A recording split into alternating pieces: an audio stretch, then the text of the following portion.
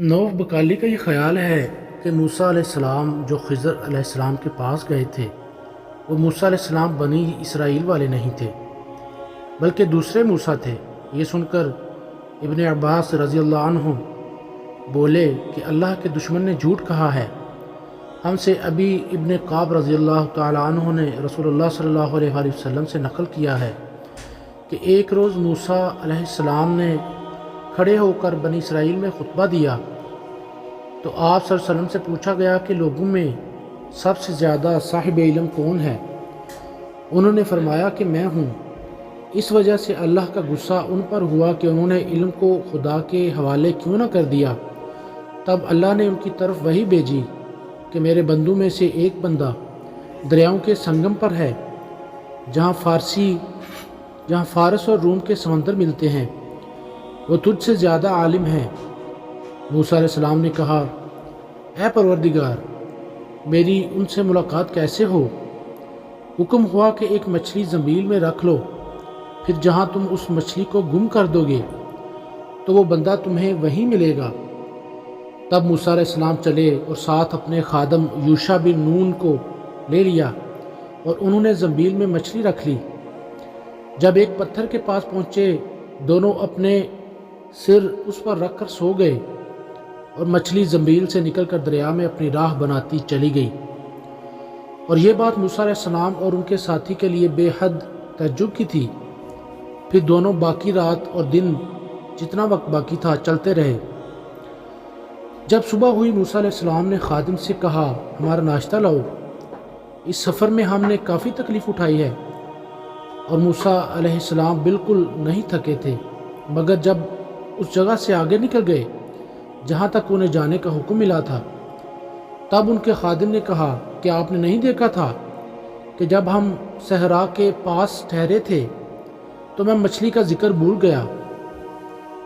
بقول بعض صخرا کے نیچے آب حیات تھا، وہ اس مچھلی پر پڑا اور وہ زندہ ہو کر بقدرت الہی دریا میں چل دی۔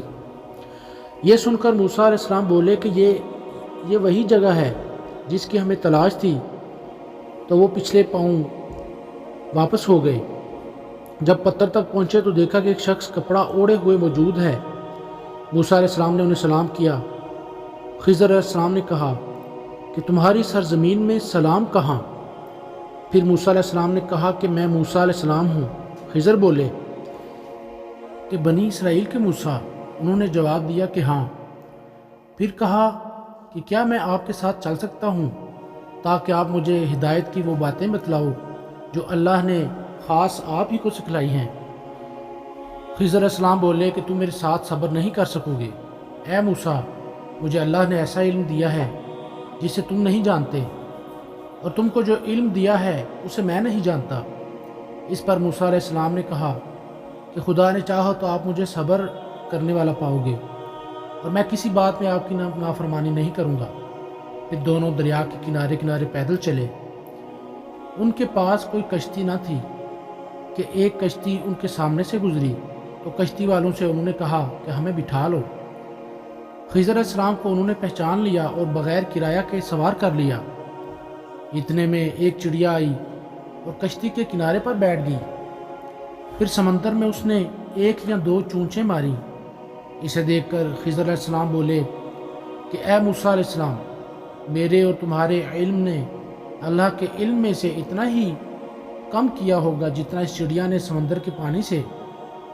پھر خضر علیہ السلام نے کشتی کے تختوں میں سے ایک تختہ نکال ڈالا۔ موسیٰ علیہ السلام نے کہا کہ ان لوگوں نے تو ہمیں کرایہ لیے بغیر سوار کیا، اور آپ نے انہی کی کشتی کی لکڑی اکھاڑ ڈالی تاکہ یہ ڈوب جائیں۔ خضر علیہ السلام بولے کہ کیا میں نے نہیں کہا تھا کہ تم میرے ساتھ صبر نہیں کر سکو گے؟ اس پر موسیٰ علیہ السلام نے جواب دیا کہ بھول پر میری گرفت نہ کرو۔ موسیٰ علیہ السلام نے بھول کر یہ پہلا اعتراض کیا۔ پھر دونوں چلے۔ کشتی سے اتر کر ایک لڑکا بچوں کے ساتھ کھیل رہا تھا۔ خضر علیہ السلام نے اوپر سے اس کا سر پکڑ کر ہاتھ سے اسے الگ کر دیا۔ موسیٰ علیہ السلام بول پڑے کہ آپ نے ایک بے گناہ بچے کو بغیر کسی جانی حق کے مار ڈالا، غضب ہو گیا۔ خضر علیہ السلام بولے کہ میں نے تم سے نہیں کہا تھا؟ پھر دونوں چلتے رہے۔ حتیٰ کہ ایک گاؤں والوں کے پاس آئے، ان سے کھانا لینا چاہا، انہوں نے کھانا کھلانے سے انکار کر دیا۔ انہوں نے وہیں دیکھا کہ ایک دیوار اسی گاؤں میں گرنے کے قریب تھی۔ خضر علیہ السلام نے اپنے ہاتھ کے اشارے سے اسے سیدھا کر دیا۔ موسیٰ علیہ السلام بول اٹھے کہ اگر آپ چاہتے تو گاؤں والوں سے اس کام کی مزدوری لے سکتے تھے۔ خضر علیہ السلام نے کہا کہ بس اب ہم اور تم میں جدائی کا وقت آ گیا ہے، یعنی جناب محبوب کبریا رسول اللہ صلی اللہ علیہ وسلم فرماتے ہیں کہ اللہ موسیٰ علیہ السلام پر رحم کرے۔ ہماری تمنا تھی کہ موسیٰ علیہ السلام کچھ دیر اور صبر کرتے تو مزید واقعات ان دونوں کے درمیان کیے جاتے اور ہمارے سامنے روشنی میں آتے، مگر موسیٰ علیہ السلام کی عجلت کی وجہ سے اس علم لدنی کے سلسلہ کو جلد ہی منقطع کر دیا گیا۔